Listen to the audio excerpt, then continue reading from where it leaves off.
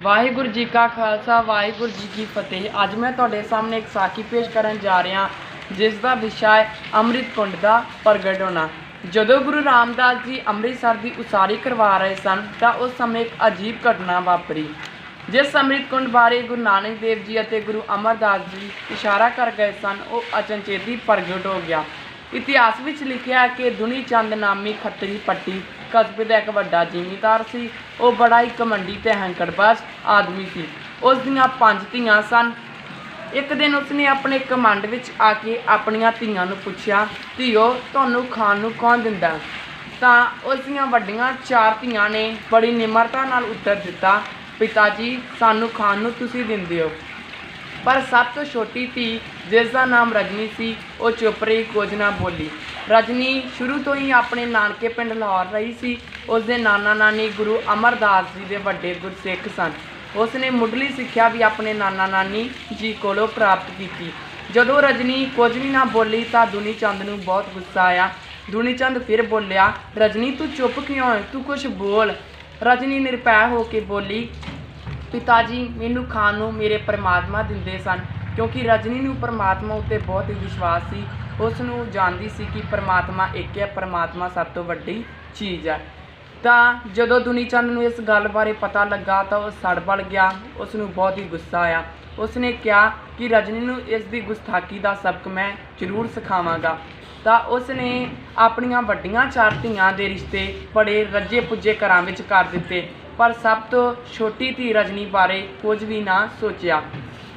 जदों रजनी की माँ दुनी चंद नूं कहंदी कि तू रजनी के बारे कुछ सोच, तो दुनी चंद अगों जवाब दिंदा, मैं क्यों इस बारे सोचा, इस बारे इस दे परम पिता परमेश्वर ही सोचन, क्योंकि ये कहती है कि मैनू खाण नूं परमात्मा दिंदे आ, तो इस दे परमात्मा ही इस दे विआह शादी बारे सोचन। पर रजनी की माँ के ज़्यादा जोर पाने के कारण उसके पिता ने रजनी का विआह एक कोड़े अपहाज नाल कर दिता। पर रजनी ने इस गल का कोई विरोध ना किया। वो अपने कोड़े अपहाज पति की परमात्मा वांगू सेवा करती रही।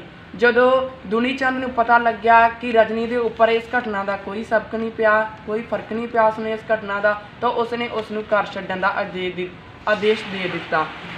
रजनी नूं जदों पता लगा कि उस गुरु रामरदास जी अपने सिखां दे असूलों के पक्के सन, तो गुरु रामदास जी जदों नालले पिंड सुल्तान विखे शहर की उसारी करवा रहे सन तो रजनी उत्थे अपने पति नूं नाल लैके रोटियां का शिक्कू चुक के चली गई।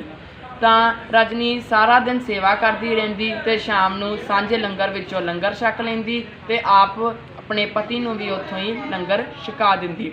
एक दिन रजनी अपने पति नूं बेरी थल्ले बिठा के आप सेवा करन चली गई। उसके पति ने देखा कि 2 कां आपस में रोटी के टुकड़े तो लड़ रहे सन। तो वह कां लड़ते लड़ते एक नाल दे छप्पड़ के नेड़े गए तो छप्पड़ में डिग गए। जदों दोवें कां बाहर निकले तो उन्हां दे पंख सफेद हो गए सन बंगले वांग। तो कोड़ी अपहाज भी हौली हौली रिड़दा रिड़दा छप्पड़ी के कोल पुजा तो उसने भी इशनान किया। जदों कोड़ी अपहाज रजनी का पति इशनान करके बाहर होया तो वह सही सलामत हो गया तो वह उस बेड़ी थल्ले ही बैठ गया। जदों शाम वेले रजनी गुरु घर विचों सेवा करके बाहर निकली तो बेरी थल्ले आ पुजी तो उसने देखा एक सोहना जवान आदमी बैठा होया सी। तो उस आदमी ने कहा कि मैं रजनी तेरा पति हाँ। पर रजनी ने इस गल ते बिल्कुल विश्वास ना किया। रजनी ने कहा कि तू मेरा पति नहीं है, मेरा पति तो कोड़ा अपाज है। तो उसने पति ने कहा कि मैं तेरा ही पति हाँ, मैं इशनान किया छपड़ी विचों मैं सही सलामत हो चुका, इस करके मैं तेरा ही पति हाँ, मैं इस बेरी थल्ले ही बैठ गया आके। पर रजनी ने फिर भी इस गल ते विश्वास ना होया। वो उसनूं गुरु रामदास जी को लै गई। गुरु रामदास जी ने रजनी नूं तसल्ली करवा दी कि ये तेरा ही पति है। तो बाबा बुढ़ा जी इस गल तो बहुत ही प्रभावित होए। वो बोले कि जदों गुरु अमरदास जी इस अमृत कुंड बारे दस गए सन तो ये अमर कुंड अज प्रगट ही हो गया है तो सानू इस थां ते सरोवर बनाना चाहिए है। इस साखी तो सानू ये सिक्ख्या मिलती है कि सानू परमात्मा ते विश्वास रखना चाहिए है, परमात्मा ते भरोसा रखना चाहिए है। अगर असी परमात्मा की लगातार सेवा करते रहांगे, परमात्मा का नाम जपते रहांगे तो सानू एक ना एक दिन फल जरूर प्राप्त होगा।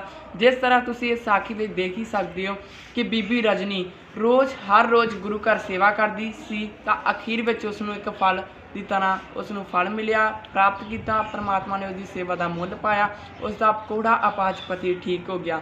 इस तरह सानू मेरी तुहाडे अगे बेनती है कि सानू सारिਆਂ ਨੂੰ परमात्मा के विश्वास रखना चाहिए, परमात्मा के भरोसा करो, परमात्मा का नाम जपो। परमात्मा एक ही है। वाहिगुरू जी का खालसा, वाहिगुरू जी की फतेह। गज वज के जकारा बुलाओ, बोले सो निहाल, सत श्री अकाल।